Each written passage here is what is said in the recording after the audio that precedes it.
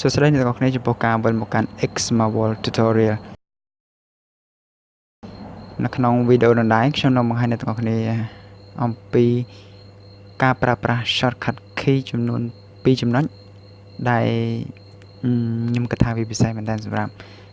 ចែករំលែកទៅកាន់អ្នកទាំងអស់គ្នាទី1គឺការប្រើ shortcut key ដោយបើកទៅលើ setting មួយនេះមិនចាំបាច់ចុចលើប៊ូតុងវាជាមិនចាំបាច់ចុចលើវាប៉ុន្តែយើងប្រើ shortcut key ជំនួសវិញហើយគេតោះដើម្បីចូលទៅកាន់ setting ដែលប្រើប្រាស់ shortcut key គឺសូមចុច window key ហើយនឹងអក្សរ I គឺវាចេញមកដល់អូតូអូខេ window key ហើយនឹងអក្សរ I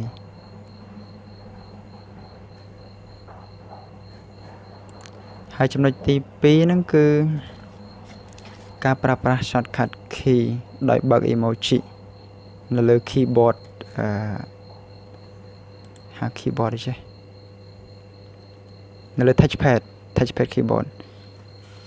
អូខេដើម្បីបើក emoji នឹងចេញយើងដោយប្រើប្រាស់ចុច window key ដដែលតែយើងចុច window key បូកនឹងសញ្ញាចុចដែលស្មើនឹងសញ្ញាខណ្ឌ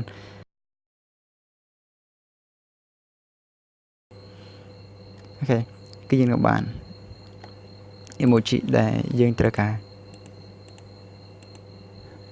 ម្ដងទៀតដើម្បីបាន emoji សូមចុច window key បូកនឹងសញ្ញាខណ្ឌដែលសញ្ញាចុចតែវាជាសញ្ញាខណ្ឌរបស់ភាសាអង់គ្លេសអូខេសូមប៉ុណ្ណឹងបើសិនជាមេខុសឆ្គងសូមជួយផ្ដល់មតិឬការរិះគន់បែបសាធារណៈខ្ញុំនឹងព្យាយាមកែតម្រូវនៅក្នុងវីដេអូលើកក្រោយទៀតហើយអរគុណសម្រាប់ការទស្សនាយើងជួបគ្នានៅវីដេអូក្រោយ